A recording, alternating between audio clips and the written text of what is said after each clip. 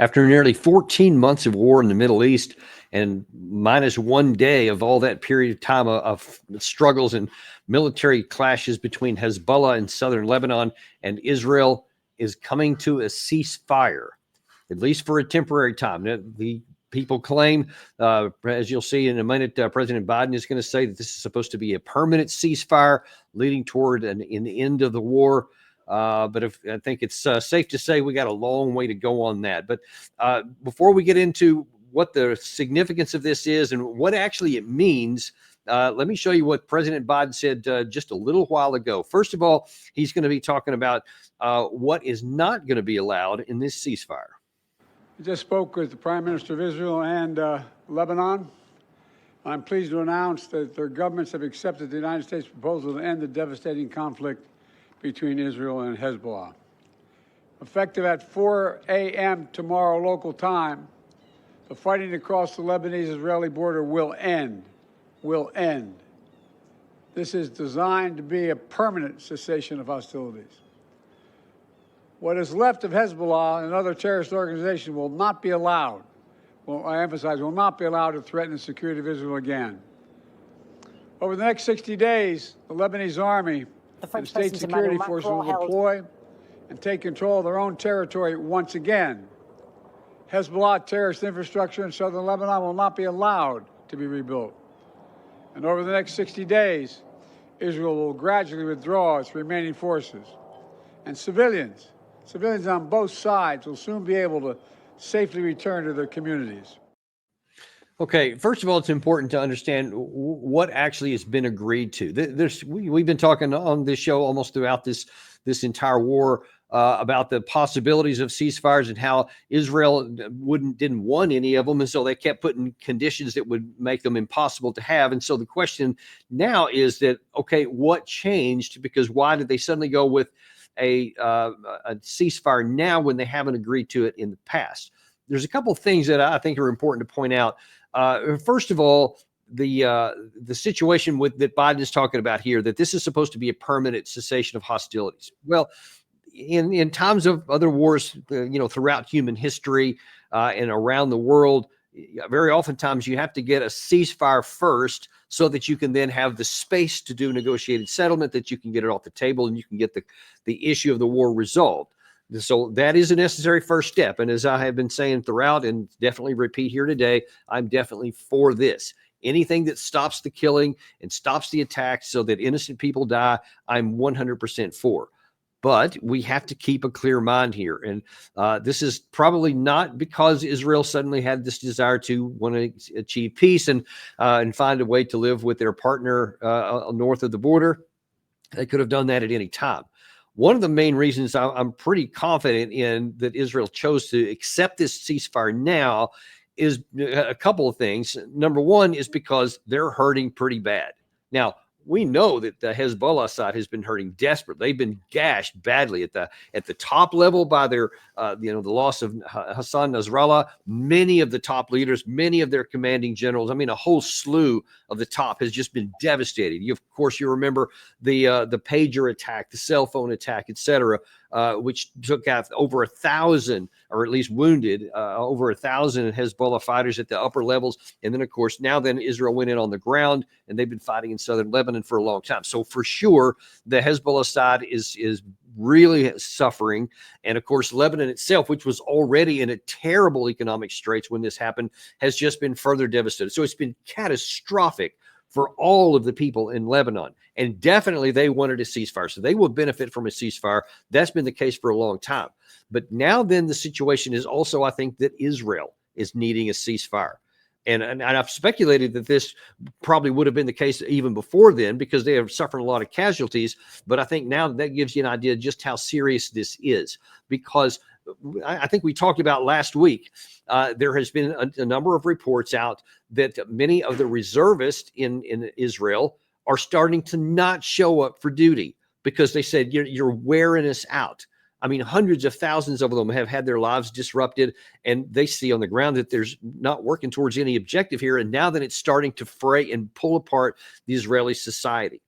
You've also seen lots of protests that have been going on for months against the Israeli government. They want to see these wars come to an end. There's been a lot of pressure put on the Israeli government by a lot of these 60 to 80,000 people that have been dislocated in the northern part of Israel, wanted to go back to their homes, and they were unable to do so. And so I think that Netanyahu thought, all right, we're going to solve this militarily. We're going to go in on the ground. We're going to drive them all the way back to the Litani River, because they had said that the previous ceasefire that ended the 2006 Lebanon war was never adhered to by the Hezbollah side. Certainly that's true, because that required no Hezbollah below the Litani River, and they were there almost from the beginning and stayed there throughout, and they're there to this day, even at the moment. Now, part of the deal of this ceasefire is that Hezbollah will have to go back north of the Litani River, basically UN Resolution 1701. So they're kind of saying that's what we were before, that's what's going to have to be. So it's hard to imagine that didn't happen back then and that suddenly all the Hezbollah side is going to withdraw willingly. That remains to be seen. So we need to be clear-minded about this. The chances of this resulting in a permanent ceasefire that has any duration is still very much up in the air. And there's a lot of opportunities this could go south. We'll see how that goes on, because some people have an incentive to quit. A lot of people do fighting, and other people have an incentive to continue on fighting. Some of the hardliners on both sides have already been in the media saying that they're not for this. They don't want it. And of course, part of the terms that Israel set were that any violations of this ceasefire, they are going to reserve the full right to continue to go back to attack. That's what they said so far. But I want to look at a couple of things that Biden said specifically in that first soundbite that I just showed you there, is that he said Hezbollah will not be allowed to threaten Israel again. Well, what does that mean, not be allowed? I mean, and how would you enforce that? I mean, part of the problem with the UN Resolution 1701 is the enforcement mechanism. Once Israel withdrew and they had this discussion, well, then what mechanism did they have to ensure that there were no Hezbollah south of the Litani River, and what would there be in the future? How would that be different?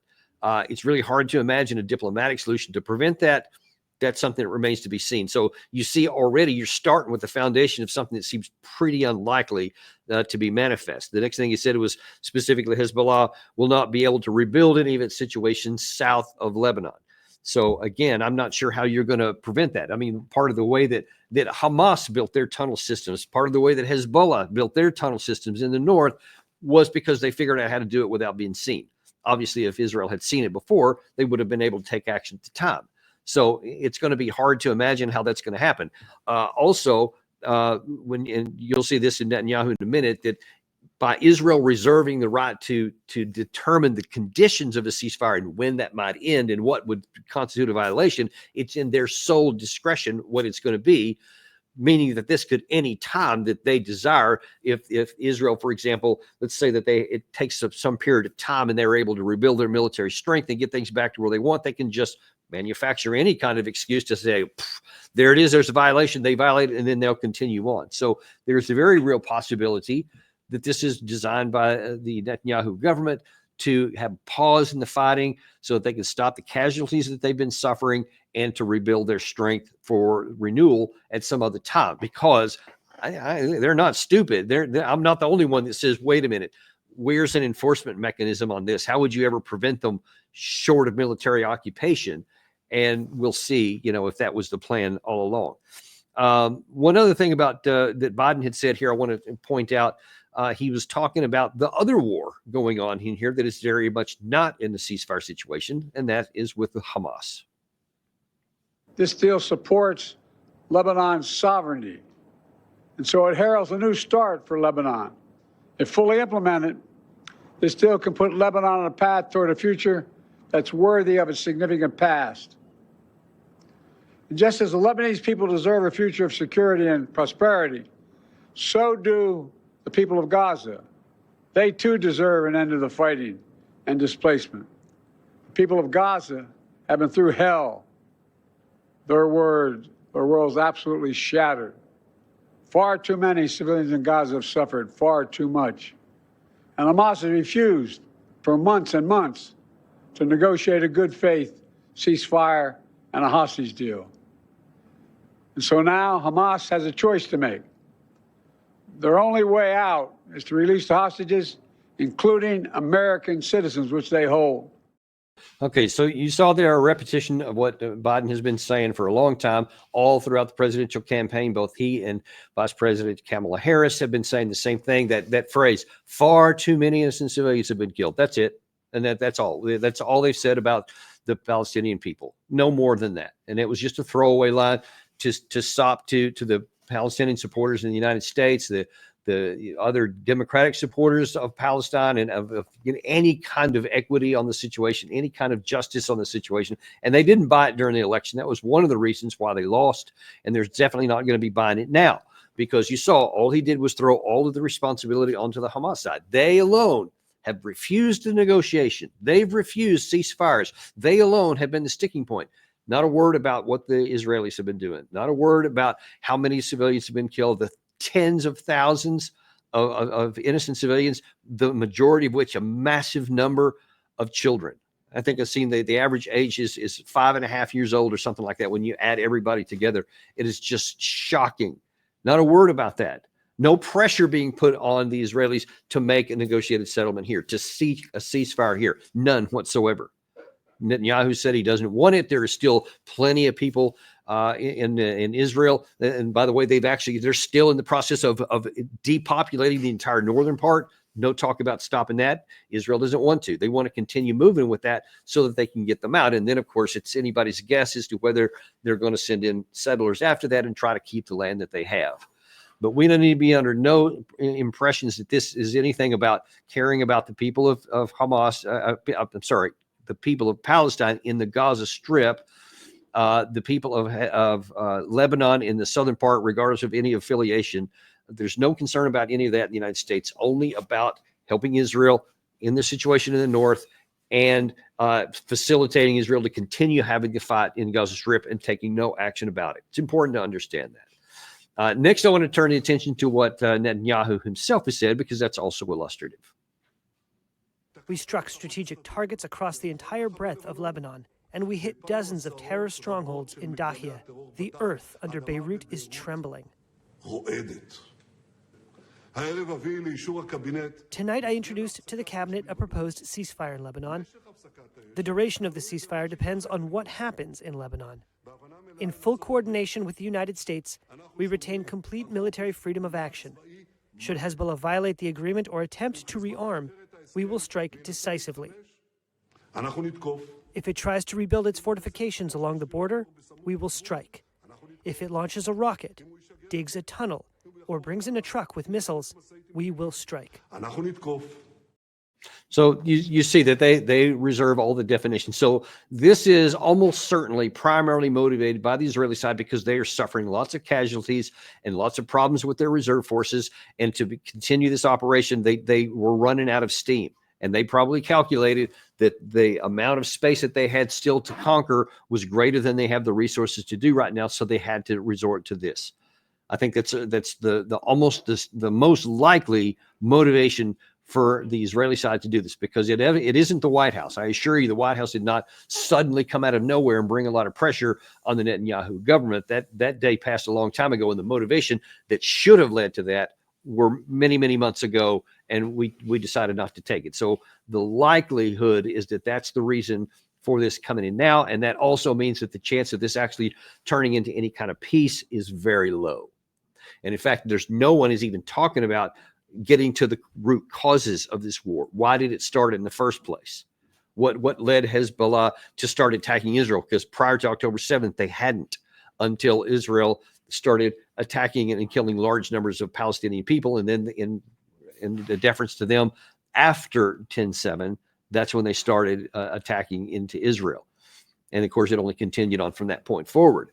So until you're even willing to discuss that, you're not going to get at the root cause. Now, because Hezbollah has been so badly hit and so badly damaged, it will certainly take them a long time to rebuild their strength. And there's zero chance, that they're going to go away, that they're just going to, fold their shoulders, say, okay, fine, we won't ever do anything again. We'll just quit and lay down and just try to live and exist. They're not going to do that. but they are going to lick their wounds. So they probably have incentive and motivation to stick with the ceasefire. We'll see if Israel allows them to, but they probably will try because they have more incentive than the Israel side does for a ceasefire so that they can spend time, probably years that they would need to rebuild. But without addressing the fundamental causes and the underlying reasons why they've been resisting so far, there is no chance that they're just going to, live in peace, as Biden tried to say a second ago. They'll just bide their time until they have the ability to resist again. And of course, that depends on what Israel does. So that is really where we're at in terms of the reasons for the ceasefire and what we can expect through. But let's also understand the conditions that this is built around, because it's really important here. We're still possibly waiting on an Iranian response to the last Israeli attack into their country. They promised a big response. Now, it's also true, interestingly, that in the initial response out of Iran is similar to some of those in Hezbollah, and say, we actually welcome it. We think it's a good idea. So they want to get that off the table too, because that's their number one proxy, and they have motivation to stop the killing of their people in that area. So they're motivated for that too. But again, that doesn't mean that they're not going to strike later. That just means that they want time to rebuild strength of of Hezbollah and any of their other proxies in the region, and their own defenses, which were weakened by the last Israeli attack, especially on some of their nuclear facilities. So without addressing any of the underlying causes between the tensions between Israel and Iran, that won't change either, and the enmity will continue to be there. So that's one of the things that's going on there. Obviously, the Gaza situation remains unresolved. And until that gets taken care of, the whole reason why Hezbollah got involved in the first place will continue to exist. Lots of problems in the West Bank. This doesn't even touch any of that. Israel has been doing lots of kinetic activity in the West Bank, destroying houses. Settler active violence has been going on in the area. And then, of course, that has a commensurate rise in some of the Arabs striking back against Israeli targets there, and the thing just stays roiled, i.e., the conditions that led to conflict there are still in existence here. And this doesn't even come close to talking about what's gonna end the war. How is all this going to be resolved? Because I think, as we've said many times, Netanyahu needs this war to keep going on, because the minute that the war stops and that it's actually over, now then Israel can get back to kind of the normal governance, and then that's when people turn back to, oh yeah, about that trial that you were in the middle of, about some of your corruption and some of the other things that could send you to jail. Let's get back to that.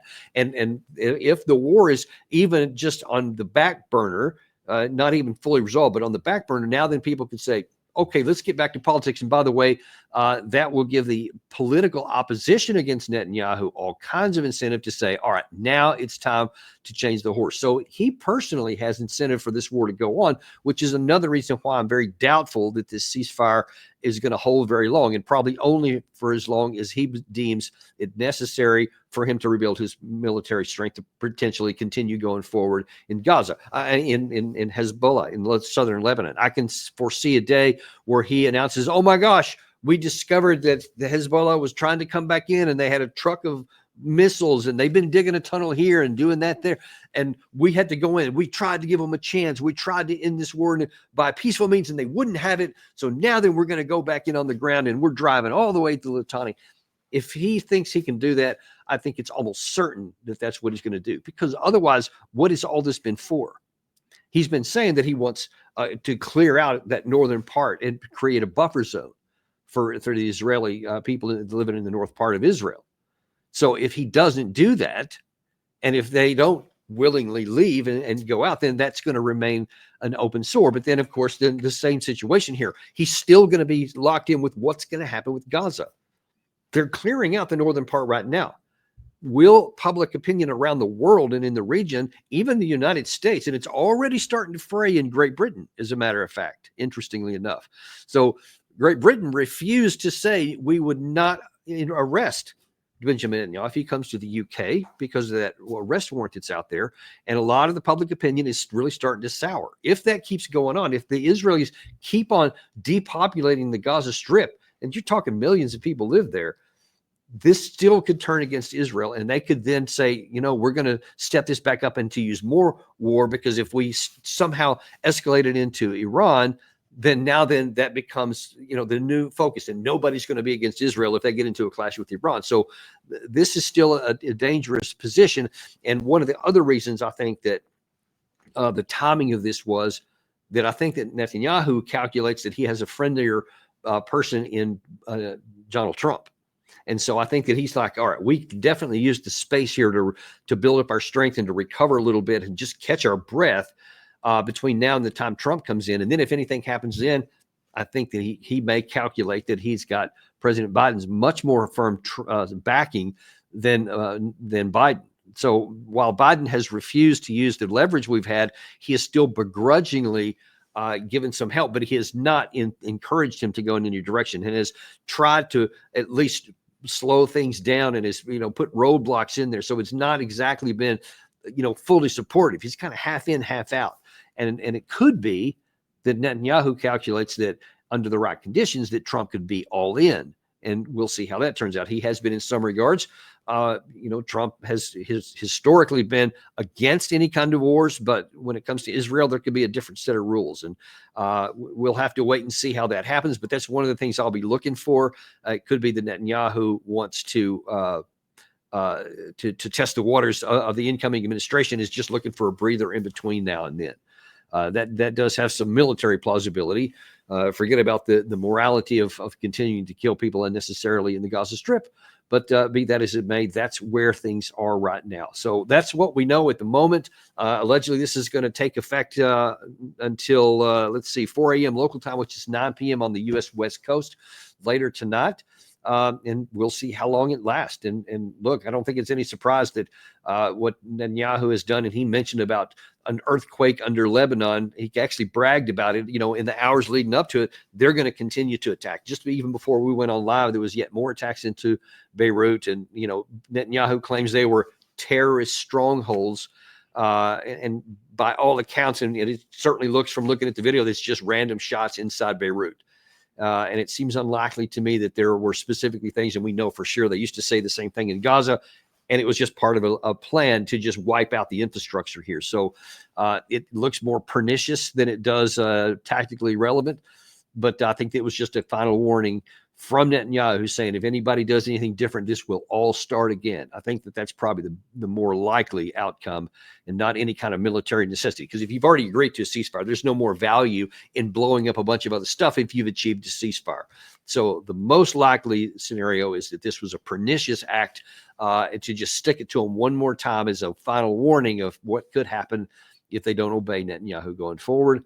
But if we know much about the Middle East and human nature by itself, people will submit for a while, but they will not succumb.